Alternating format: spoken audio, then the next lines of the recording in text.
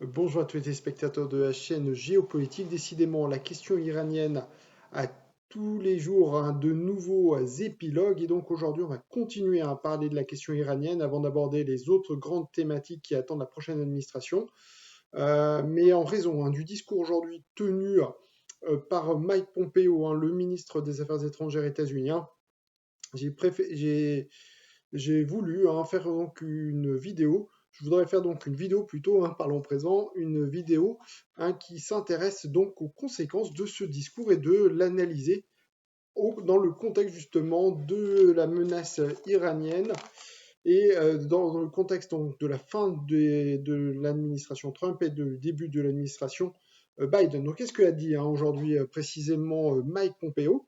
Donc, un discours qui n'était pas attendu, qui a été tenu il y a donc en début d'après-midi, où il a déclaré de façon très surprenante, prenant tout le monde de surprise, que il a commencé son discours en disant que l'Iran est la nouvelle foyer et le nouveau terrain de prédilection d'Al-Qaïda. Alors vraiment, personne ne s'attendait à une telle déclaration. Et d'ailleurs, on se demande même pourquoi il a tenu de tels propos.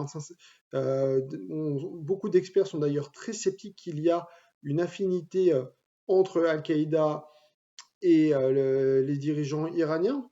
Déjà, premièrement, à première vue, Al-Qaïda est une mouvance sunnite alors que l'Iran est un pays chiite. Donc, quels sont les atomes crochus que peuvent avoir l'un et l'autre? Mais il a poursuivi son discours en disant que désormais l'Iran est la nouvelle Afghanistan et que donc l'Iran doit être, à partir de là, doit être combattu et défait. Ce sont les termes qu'il a employés. Donc on voit encore une fois des termes martiaux, Pompeo emploie, et donc il sous-entend que évidemment ceci doit être battu, doit être donc même s'il ne parle pas explicitement d'opération militaire, on voyait bien que son discours en fait incite en fait en quelque sorte à attaquer l'Iran. D'autant plus qu'on rappelle qu'il faut souligner qu'il l'exécutif états-unien n'a pas besoin de l'approbation du Congrès des parlementaires états-uniens pour mener une attaque sur des activistes d'Al-Qaïda, puisqu'il y a une autorisation qui est toujours en cours qui permet à l'exécutif d'outrepasser en fait un vote de la Chambre des représentants et du Sénat. Donc en fait, c'est un petit peu ça, si vous voulez, ça leur rejoint un petit peu ce qu'on disait dans la vidéo d'hier, c'est-à-dire qu'en fait, est-ce que justement les États-Unis ne cherchent pas plutôt un prétexte pour mener une attaque sur l'Iran, ou plutôt donner un prétexte aussi à Israël pour attaquer l'Iran? On sait qu'il y a de très fortes affinités personnelles, pas seulement politiques, et pas seulement même idéologiques, mais également personnelles entre le Premier ministre Netanyahou et le secrétaire d'État Pompeo sont, d'après ce que je sais, des gens qui non seulement s'apprécient énormément, mais sont même, je crois, des amis, des gens qui communiquent beaucoup entre eux.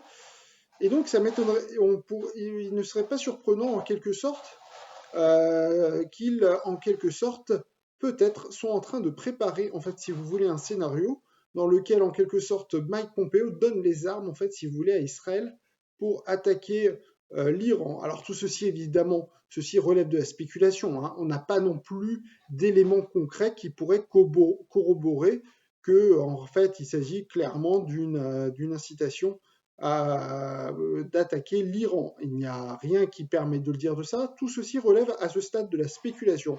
Toutefois, on sait, comme l'avait dit, en tout cas on le craint, comme l'avait écrit le ministre iranien des Affaires étrangères Mohamed Javad Zarif, que les derniers jours de l'administration Trump pourraient être, je cite, volatiles. Ce sont encore une fois les termes de Mohamed Javad Zarif, le ministre iranien des Affaires étrangères.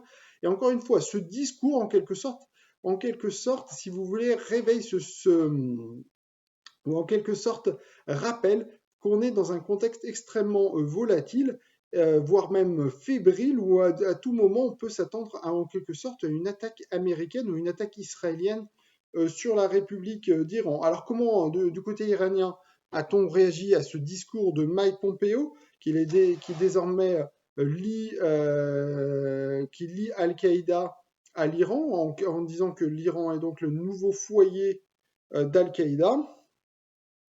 Pour du côté iranien, on affirme qu'il s'agit d'une claire volonté de déstabilisation de l'Iran, d'autant plus que l'Iran critique d'autant plus ce discours de Mike Pompeo qui n'apporte aucune preuve de ce lien entre Al-Qaïda et l'Iran. Alors si on va être tout à fait honnête intellectuellement, il apporte la seule élément de preuve qui pourrait corroborer ce que dit Mike Pompeo, c'est le fait que en fait, un haut placé, un haut dignitaire d'Al-Qaïda a été tué à Téhéran il y a quelques mois. Il s'agit d'Abu Mohamed Al-Masri, qui est, si vous voulez, le cerveau des attentats de Nairobi et de Dar es Salaam en 1998, qui avait visé donc les ambassades états-uniennes en Tanzanie et au Kenya. Et donc, Mohamed Abu al-Masri, depuis quelques années, vivait en fait sous garde rapprochée des forces des gardiens de la Révolution à Téhéran. Et donc, une opération menée par un commando israélien a tué donc Abu Mohamed al-Masri ainsi que sa fille à Téhéran, donc il y a quelques mois. Et donc, c'est la seule, si vous voulez, quand même, c'est la seule preuve qui permet, si vous voulez, d'étayer ce qu'affirme euh, Mike Pompeo. Mais mis à part donc Abu Mohamed al-Masri, on n'a pas d'autres preuves tangibles fournies, en tout cas dans le discours de Mike Pompeo, qui permet de croire à un lien entre Al-Qaïda et l'Iran. Lui, en tout cas, lui affirme que plusieurs hauts dignitaires ont trouvé refuge en Iran, notamment des proches des adjoints de Ayman al-Zawahiri, qui est de facto désormais le dirigeant d'Al-Qaïda, même s'il n'a plus donné de nouvelles depuis des mois. D'ailleurs, peut-être même, ne sait-on pas s'il est toujours d'ailleurs même en vie. En tout cas, il affirme que les adjoints de Ayman al-Zawahiri se trouveraient en Iran.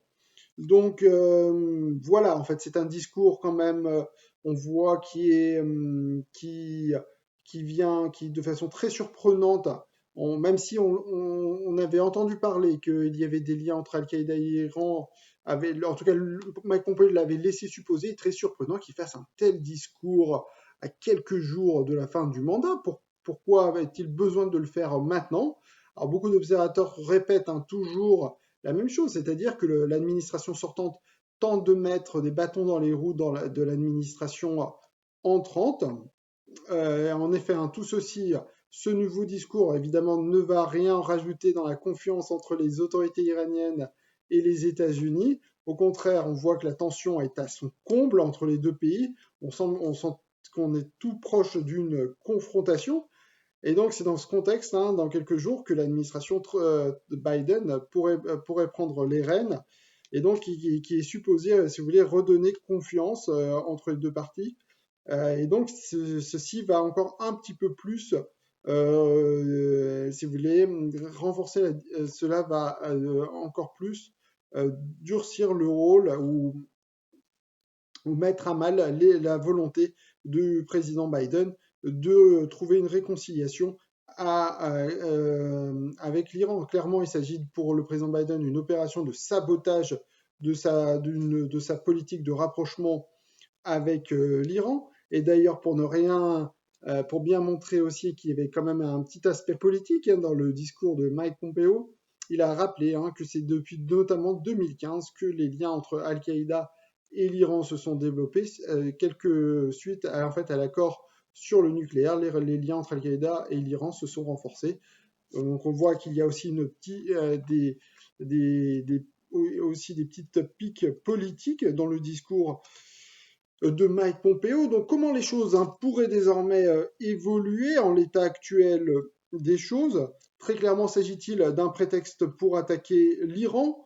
À ce stade, en réalité, le discours de Mike Pompeo pose plus de questions qu'il n'apporte de réponses, tant il est intrigant, à la fois par son contenu que par sa temporalité, par le moment choisi pour tenir ce discours. En tout cas, il faudra quand même suivre, encore une fois, les développements, je ne le cesse de répéter, mais il faudra continuer de suivre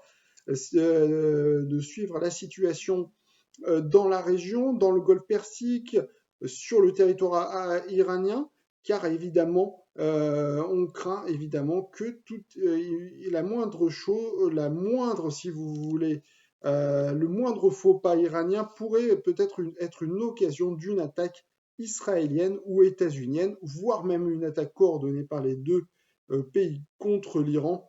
Et donc, profitant encore une fois, en tout cas du côté israélien aussi, profitant des derniers jours de l'administration Trump pour pouvoir mener une attaque contre l'Iran avant qu'il ne soit trop tard quand l'administration Biden arrivera au pouvoir. En tout cas, l'armée iranienne et tout l'état-major iranien sont en état d'alerte, justement dans la crainte d'une attaque israélienne ou américaine dans les prochains jours avant le 20 janvier, date de la passation de pouvoir.